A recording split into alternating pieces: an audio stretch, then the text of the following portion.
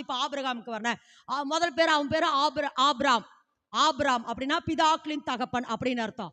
Abraham அப்படின்னு என்ன? இனி உன் பெயர் ஆபிராம் எனப்படாமல் ஆபிரகாம். ஆபிரகாம் என்றால் ஜாதிகளுக்கு தகப்பன் அப்படின்னு சொன்னபோது ஆபிரகாமுக்கு எத்தனை குழந்தை இருந்தது? ஒண்ணும் இல்லை. கூட்டு நான் கூட சொல்லுவீங்க நினைச்சேன். ஒன்றும் இல்லை. ஆபிரகாமுக்கு ஆபிரகாம் அப்படின்னு அழைக்கிற பொழுது ஆபிரகாமுக்கு என்ன இல்லை?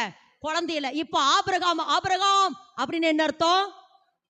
ஜாதிகளுக்கு தகப்பனே, ஜாதிகளுக்கு தகப்பனே, ஜாதிகளுக்கு தகப்பனே அப்படிங்கிற பொழுது அவனுக்குள்ள அந்த வார்த்தை என்ன செய்ய?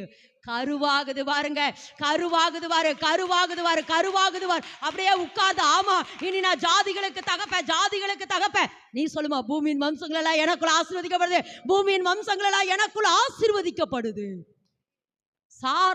சாராய் அப்படின்னு இருந்துச்சு. அதுக்கப்புறம் அவ பேரு சாராள் அப்படின்னு என்ன அர்த்தம்? சாராள் என்றால் ஜாதிகளுக்கு தாய்.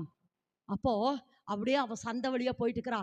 சாராள் அப்படின்னு கூப்பிட்டுருப்பாங்க, ஜாதிகளுக்கு தாயே. அப்ப அவ வயிற்றுல ஒண்ணுமே இல்லைங்க. அப்ப அந்த வயிற்றுல அவளுக்கு இதை எதுக்கு சொல்றனா? நீ எதை பேசுகிறாயோ, எதை நீ பேசு, அதனாலதான் சொல்ற, எதை பேசுறையோ, எதை பேசுறியோ அது கருத்தரிக்குது. அது அப்படியே உனக்குள்ள கருத்தரிக்குது, கருத்தரிக்குது, கருத்தரிக்குது. நான் ஜாதிகளுக்கு தாய், நான் ஜாதிகளுக்கு தாய், நான் ஜாதிகளுக்கு தாய். இன்னைக்கு கர்த்தர் அதை சொல்ற.